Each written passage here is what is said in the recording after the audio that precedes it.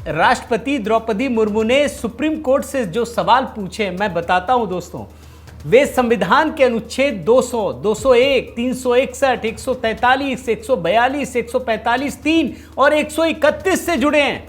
एक एक सवाल पर गौर कीजिएगा। मैंने बहुत अच्छे से दोस्तों ग्राफिक्स के जरिए और मीडिया रिपोर्ट का सहारा लेकर पूरा ये सवाल बनाए हैं और एक एक करके आप सवाल देखिए। ये 14 तीखे प्रश्न क्या हैं, आप देखिए।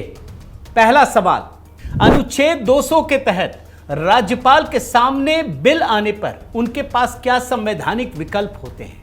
राष्ट्रपति जानना चाहती हैं कि बिल पर राज्यपाल को मंजूरी देने, उसे वापस भेजने या आरक्षित करने के अलावा क्या और विकल्प है? क्या राज्यपाल को बिल पर निर्णय लेते समय मंत्रिपरिषद की सलाह मानना जरूरी है?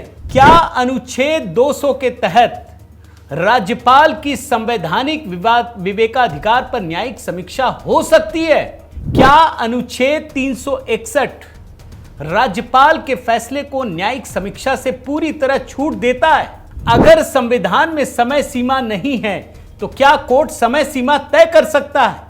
कोर्ट द्वारा तय की गई समय सीमा को चुनौती दी गई। क्या राष्ट्रपति का विवेकाधिकार, अनुच्छेद 201 की बात हो रही है, वो भी न्यायिक समीक्षा के अधीन है? राष्ट्रपति ने अपने विवेकाधिकार की भी संवैधानिक सीमा पर राय मांगी है। भाई, राष्ट्रपति के फैसले पर अगर समय सीमा नहीं है तो क्या कोर्ट उसे तय कर सकता है? क्या राष्ट्रपति को बिल पर फैसला लेने से पहले सुप्रीम कोर्ट की राय लेना जरूरी है?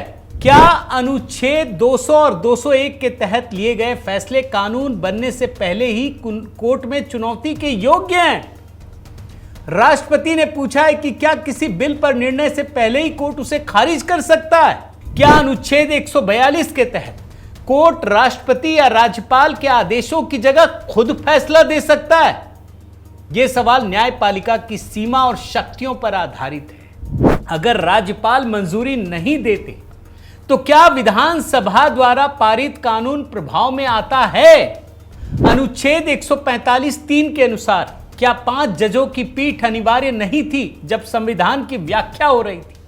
आपको मैंने बताया ना, तमिलनाडु वाले मामले में सिर्फ 2 जजों की खंडपीठ थी और ऐसे फैसले दे दिए जो संविधान को ही बदल दे। क्या अनुच्छेद 142 की शक्ति कोर्ट को मौजूदा कानून या संविधान के खिलाफ आदेश देने की अनुमति देती है? क्या अनुच्छेद 131 के अलावा सुप्रीम कोर्ट किसी और आधार पर भी केंद्र और राज्य सरकारों के बीच विवाद सुलझा सकता है? यह सवाल न्यायिक क्षेत्राधिकार और संघीय विवादों के समाधान के तरीकों पर है।